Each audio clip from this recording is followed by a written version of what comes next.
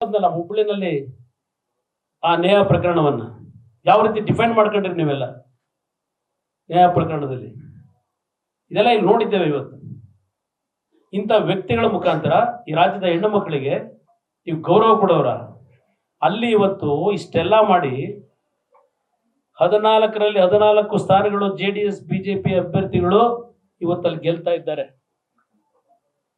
ಅಲ್ಲಿ ನಿಮ್ಮ ಈ ಪೆನ್ ಡ್ರೈವ್ ವರ್ಕೌಟ್ ಆಗಿಲ್ಲ, ಅದಕ್ಕೀಗ ಯಥೇಚ್ಛವಾಗಿ ಹಣ ಖರ್ಚು ಮಾಡ್ಕೊಂಡು ಉತ್ತರ ಕರ್ನಾಟಕದ ಭಾಗದಲ್ಲಾದರೂ ಈ ಪೆನ್ ಡ್ರೈವ್ನ ಕತೆ ಕಟ್ಟಿ ಇಲ್ಲಾದ್ರೂ ಒಂದು 4-5 ಸೀಟ್ ಗಿಟ್ಟಿಸ್ಕೊಳಕಾಯ್ತದಂತೆ ಈಗ ಹೊರಟಿದ್ದೀರಿ. ಅದಕ್ಕೋಸ್ಕರಲೇ ನಾನು ಉತ್ತರ ಕರ್ನಾಟಕದಲ್ಲೂ ಮುಂದಿನ 4 ದಿನ ಈ ಭಾಗದ ನನ್ನ ತಂದೆ ತಾಯಿಂದರ ವಿಶ್ವಾಸ ಗಳಿಸಿ ನಮ್ಮ ಬಿಜೆಪಿಯ ಮೈತ್ರಿಯ ಅಭ್ಯರ್ಥಿಗಳೇನಿದ್ದಾರೆ ಅವರೆಲ್ಲರನ್ನು ಗೆಲ್ಲಿಸ್ತಕ್ಕಂಥದಕ್ಕೆ ಮುಂದಿನ 4 ದಿನ ನನ್ನ ಶ್ರಮವನ್ನು ಆಗ್ತಾ ಇದ್ದೇನೆ.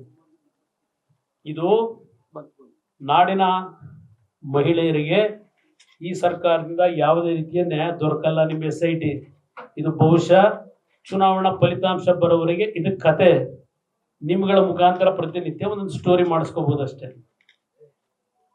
ನಾನು ಹಿಂದೆನೂ ನೋಡಿದ್ದೇನೆ, ಯಾವುದು ಡ್ರಗ್ ಪ್ರಕರಣದಲ್ಲಿ 1 ತಿಂಗಳು 2 ತಿಂಗಳು ಪ್ರತಿನಿತ್ಯ ಯಾರೋ ಇಬ್ಬರು ಚಿತ್ರನಟಿಯರ ಬಗ್ಗೆ ಪ್ರತಿನಿತ್ಯ ಶೋ ಮಾಡಿದ್ರು.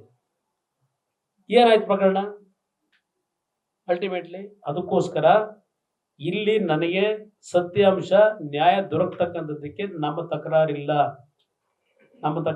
ಆದರೆ ಈ ಪ್ರಕರಣವನ್ನ ನೀವು ಇಟ್ಕೊಂಡು ಹಲವಾರು ಕುಟುಂಬದ ಹೆಣ್ಣು ಮಕ್ಕಳ ಮಾನ ಹಾಳು ಮಾಡಿರ್ತಕ್ಕಂಥದ್ದು ನೀವುಗಳು.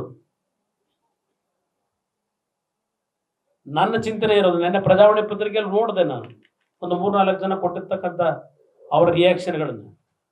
ನಾನು ಡೇ 1 ಹೇಳಿದೆ, ಅಯ್ಯೋ ಪುಣ್ಯಾತ್ಮರ, ಅದು ಏನು ಬೇಕಾದರೂ ಪ್ರಜ್ವಲ್ ರೇವಣ್ಣ ಮೇಲೆ ಇರಲಿ, ನಮ್ಮ ಕುಟುಂಬದ ಮೇಲೆ ನೀವು ಚಾರ್ಜ್ ಮಾಡ್ಕೊಳ್ಳಿ. ಪಾಪ ಆ ಹೆಣ್ಣು ಮಕ್ಕಳನ್ನ ಮುಖ ಬ್ಲರ್ ಮಾಡಿ ಆ ಹೆಣ್ಣು ಮಕ್ಕಳಿಗೆ ಗೌರವ ಕೊಡದೆ ಅವ್ರ ಮುಖಗಳನ್ನು ಬ್ರೋಧೀಕರಿಸಿ ಈ ರಾಜ್ಯದ ಜನತೆ ಮುಂದೆ ಇಟ್ಟಿದ್ದೀರಲ್ಲ, ಕುಟುಂಬಗಳ ಬದುಕೇನಾಗಬೇಕು? ಇದನ್ನು ಮಾಡ್ಲಿಕ್ಕೆ ಹೋಗಿ ನಿಮ್ಮ ಕುಟುಂಬದಲ್ಲೇ ಯಾರಾದ್ರೂ ಹೆಣ್ಮಕ್ಳು ಈ ಪ್ರಕರಣದಲ್ಲಿ ಒಳಗಾಗಿ ಸಿಗಾಕೊಂಡ್ರೆ ನಿಮ್ಮ ಕುಟುಂಬದ ಪರಿಸ್ಥಿತಿ ಏನಾಗುತ್ತೆ ಅಂತ ಯೋಚನೆ ಮಾಡಿದ್ರೆ DK ಶಿವಕುಮಾರ್ ಹೇಳಿದ್ದೀರಿ. ಅದೆಂತದ್ದು ವೀಕೆಂಡ್ ವಿತ್ ರಮೇಶ್ ಏನ್ ಹೇಳಿದ್ದೀರಿ? ಎಷ್ಟು ಮಟ್ಟಿಗೆ ನೀವು ಗೌರವ ಕೊಟ್ಟಿದ್ದೀರಿ ಮಹಿಳೆಯರಿಗೆ? ಹೇಳ್ತೀರಿ ವೀಕೆಂಡ್ ವಿತ್ ರಮೇಶ್ ನಲ್ಲಿ ಎತ್ತ ತಾಯಿ, ಮದುವೆಯಾದಂತ ಹೆಂಡತಿ, ಜನನಾದಂತ ಹೆಣ್ಣು ಮಗಳು, ಈ 3 ಜನಗಳ ಮೇಲೂ ಅವರಲ್ಲಿ ಯೌವನ ಅನ್ನೋದಿದ್ದಾಗ ನಾವು ಎಚ್ಚರಿಕೆಯಿಂದ ಅವರ ಮೇಲೆ ಒಂದು ಕಣ್ಣಿಟ್ಟಿರ್ಬೇಕು ಅಂತ ಹೇಳ್ತಕ್ಕಂಥ ಇಂಥ ನೀಚ ಮನಸ್ಸಿನ ವಿಕೃತ ಮನೋಭಾವದ DK ಶಿವಕುಮಾರ್ ಎತ್ತ ತಾಯಿನ ಬಗ್ಗೆ ಆ ಯೌವನವನ್ನ ಇವತ್ತು ಇದ್ದಾಗ ಯಾವ ರೀತಿ ಅವ್ರ ಬಗ್ಗೆ ಒಂದು ಕಣ್ಣಿಟ್ಟಿರ್ಬೇಕು ಅಂತ ಹೇಳ್ತಕ್ಕಂಥ ನಿಂತ ನೀಚ ನೀನು ಇವತ್ತು ನಾಡಿನ ಹೆಣ್ಣು ಮಕ್ಕಳಿಗೆ ಗೌರವ ಕೊಡ್ತೀಯ? ಈ ರಾಜ್ಯದ ಹೆಣ್ಣು ಮಕ್ಕಳ ರಕ್ಷಣೆ ಮಾಡ್ತೀಯ? ನಾನು ಏಕೋಚನದಲ್ಲಿ ಮಾತನಾಡಬಾರದು. ಇವತ್ತು ಆ ಹೆಣ್ಣು ಮಕ್ಕಳನ್ನ ಬೀದಿಗೆ ತಂದು ನಿಲ್ಸಿದೆಯಲ್ಲ, ಭಗವಂತ ಒಳ್ಳೇದು ಮಾಡ್ತಾನ. ಪ್ರಜ್ವಲ್ ರೇವಣ್ಣ ಅವ್ರು ತಪ್ಪಿದ್ರೆ ಹ್ಯಾಂಗ್ ಮಾಡಿ ನಾನು ಬೆಂಬಲ ಕೊಡೋದಿಲ್ಲ. ಹಾಗಂತ ಹೇಳಿ ನಮ್ಮ ಕುಟುಂಬದ ವರ್ಚಸ್ಸನ್ನ ಹಾಳು ಮಾಡ್ಲಿಕ್ಕೆ ಲಕ್ಷಾಂತರ ಜನರ ಬದುಕು ಕೊಟ್ಟಿದ್ದೇವೆ, ಅನ್ನ ಕೊಟ್ಟಿದ್ದೇವೆ. ದೇವೇಗೌಡ 60 ವರ್ಷದ ರಾಜಕೀಯ ಜೀವನದಲ್ಲಿ ಲಕ್ಷಾಂತರ ಕುಟುಂಬಗಳು ಅವರ ಹೆಸರಿನಲ್ಲಿ ಬದುಕ್ತಾ ಇದ್ದಾರೆ. ಆ ರೀತಿಯ ಕುಟುಂಬದಲ್ಲಿ ಬಂದವರು ನಾವು. ನಿಮ್ಮಿಂದ ಕಲಿಬೇಕಾ ನಾನು? ಬರ್ಲಿ ಈಗ ಕುಮಾರಸ್ವಾಮಿ ನೋಡದೆ ಇದೆಲ್ಲ ಪ್ರತಿನಿತ್ಯ ಕಳೆದ 5 ದಿವಸದ ಹೇಳಿಕೆಗಳನ್ನು. ಆ ದುರಹಂಕಾರ ಬಹಳ ದಿವಸ ಉಳಿಯಲ್ಲ. ನಿಮ್ಮ ಅಧಿಕಾರದ ಮದ, ಹಣದ ಮದ ಬಹಳ ದಿವಸ ಉಳಿಯಲ್ಲ. ಇವೆಲ್ಲ ಚಕ್ರ ಸುತ್ತಾ ಇರ್ತದೆ.